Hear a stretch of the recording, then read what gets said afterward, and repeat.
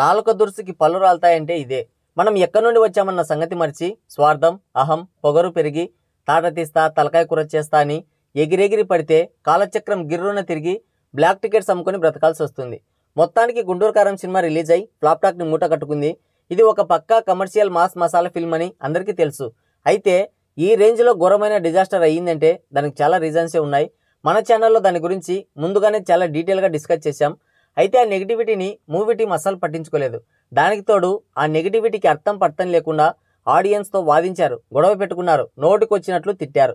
అయితే 100 కోట్ల బడ్జెట్ పెట్టే వాళ్ళకి ఏ సినిమాకైనా ఫైనల్ జడ్జిమెంట్ ఇవ్వాల్సింది ఆడియన్సే అన్న సంగతి మాత్రం మర్చిపోయారు.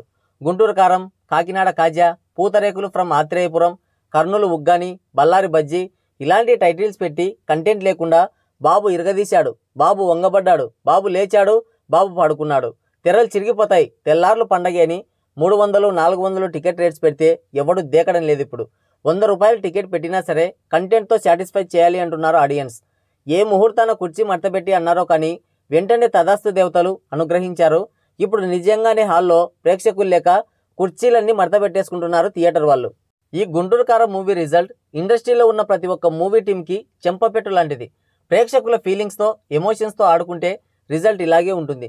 మూవీ బాగోలేదు కరెక్ట్, బట్ ఇంత ఫాస్ట్గా నెగిటివిటీ స్ప్రెడ్ అయిందంటే దానికి మెయిన్ రీజన్ గుంటూరు కారం మూవీ టీం నోటి దూల అండ్ బల్పే కారణం కాదంటారా? అయితే ఒక పర్ఫెక్ట్ ఎగ్జాంపుల్ చెప్తాను వినండి. ఎప్పటిదో కాదు, రీసెంట్ టైమ్స్లోనే జరిగింది. సలార్ మూవీకి రిలీజ్ కంటే ముందు ఎన్నో ట్రోలింగ్స్ వచ్చాయి. అసలు మూవీ ఎప్పుడు రిలీజ్ అవుతుందో తెలియక ఫ్యాన్స్ తికమక పడ్డారు, బాగా ఆవేశపడ్డారు. హోంబులే ఫిలిమ్స్ వాళ్ళని, ప్రశాంత్ నీల్ని, ఎంటైర్ మూవీ టీంని ఎన్నో మాటలు అన్నారు. కానీ మూవీ టీం కానీ ప్రభాస్ కానీ ఎవ్వరు కూడా ఒక్క మాట కూడా ఆడియన్స్ మీద నోరు జారలేదు. ఇంకా వాళ్ళతో ఫ్రెండ్లీ నేచర్ ఉండేలా చూసుకున్నారు. మూవీ రిలీజ్ అయింది, ఉగ్రం రీమేక్ అని స్పష్టంగా తేలిపోయింది. ఒక్క మాటలో చెప్పాలంటే మూవీ కేవలం ప్రభాస్ కోసమే చూడాలి అన్నట్టుంది. అయినా కానీ మూవీ బ్రేక్ ఈవెన్ కంప్లీట్ చేసుకుని ఫైనల్గా హిట్ అయింది. స్క్రీన్స్ ఎక్కువ లేవు బాలీవుడ్లో, ఇటు కర్ణాటకలో అటు మలయాళంలో. భాషా భేదంతో నెగిటివిటీ క్రియేట్ చేసినా అవేమీ పెద్దగా వర్కౌట్ అవ్వలేదు. ఎట్టకేలకు మూవీ సేఫ్ జోన్లోకి వెళ్ళిపోయింది. ఎందుకు చెప్పండి? మూవీ టీం ప్రేక్షక దేవుళ్ళకి ఇచ్చిన రెస్పెక్ట్ ఎన్ని మాటలన్నా సరే ఒక్క మాట కూడా నోరు జారలేదు. అది రీజన్. కానీ గుంటూరు కారం టీం వాళ్ళకి నోటి దురుసు ఎక్కువైంది.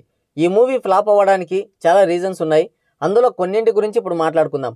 సగం వీడియో చూసి టైటిల్ చూసి అనవసరమైన కామెంట్ చేయకండి, పూర్తిగా చూడండి. విన్న తర్వాత నాతో ఏకీభవిస్తే ఒక లైక్ వేసుకోండి, విభేదిస్తే సరైన రీజన్ నాకు కామెంట్ బాక్స్లో మెన్షన్ చేయండి, సరేనా? వీడియో చూస్తే మనం ఎంత జెన్యున్గా ఉంటామో మీకు ఇట్టే అర్థమవుతుంది. ఈ మూవీ ఫైనల్ జడ్జిమెంట్ ఏంటంటే, త్రివిక్రమ్ అంకుల్ కళ్ళు మూసుకొని కథ రాస్తే మహేష్ అన్నయ్య చెవులు మూసుకొని కథ విన్నాడు. రామజోగి తాత మెదడు సంచిలో వేసుకొని లిరిక్స్ రాస్తే తమనంకుల్ చేతులు కట్టుకొని ట్యూన్ కొట్టాడు. అరుస్తూ థియేటర్కి వెళ్ళిన ప్రేక్షకులని వాళ్ళు కూర్చున్న కుర్చీనే మడతపెట్టి బెంగారు. ఇక వీడియో స్టార్ట్ చేద్దాం. ఈ మూవీ ఫ్లాప్ అవడానికి మెయిన్ రీజన్ రామజోగి తాత.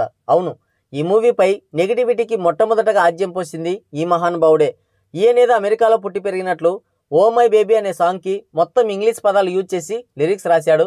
ఆ సాంగ్ అయితే ఎవరికి నచ్చలేదు. దాని గురించే కొంచెం ఫైర్ అయ్యారు మహేష్ ఫ్యాన్స్, అది కూడా ఆవేదనతో. దానికి సరస్వతి పుత్రుడు తన పెన్నులో ఇంకైపోయిందని గ్రహించక సోషల్ మీడియా డాగ్స్ ఇష్టం వచ్చినట్లు మాట్లాడుతుంటారు, నక్కలు కుక్కలు అని నాలుకకు పని చెప్పాడు. దానికి తోడు ఈ నోటిదూల ప్రొడ్యూసర్ గారు ఒక ట్వీట్ వేశారు. మేమేం చేస్తున్నామో మాకు తెలుసు, జనవరి 12న కలుద్దామని యానిమల్ మూవీలోని ఎండ్ సీన్ని ట్యాగ్ చేశాడు. అంతే, ఇక రచ్చ రేగింది. అంతవరకు జస్ట్ కామన్గా ఒపీనియన్ చెప్పిన ఆడియన్స్ అండ్ ఫ్యాన్స్ అందరూ కూడా ఆ మాటని చాలా సీరియస్గా తీసుకున్నారు.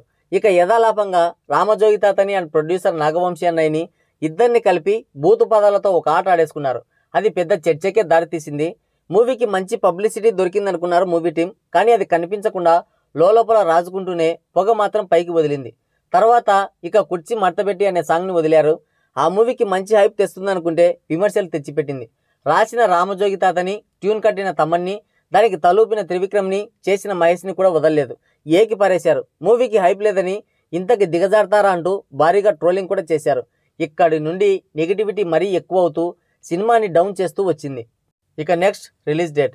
ఎప్పుడో డేట్ అనౌన్స్ చేసిన హనుమాన్ మూవీని గుంటూరు కారం సినిమా కోసం తప్పుకోమని ప్రెజర్ చేశారు. అది వాళ్ళకి వాళ్ళే సర్దుకొని ఉంటే బాగుండేది, కానీ ఆ రచ్చ మీడియా ముందుకు వచ్చింది. ఒక సోకాల్ ప్రొడ్యూసర్ మాట్లాడుతూ, గుంటూరు కారం పెద్ద సినిమా, ఆ తర్వాత సైంధవ్, తర్వాత నాసామిరంగా, ఆ తర్వాత చిన్న సినిమా హనుమాన్. వాళ్ళు ఒకరోజు ముందు రిలీజ్ చేసుకోమంటే వినలేదు, లేదంటే 2 రోజులు వెనకాల రిలీజ్ చేసుకోమన్నా వినట్లేదు.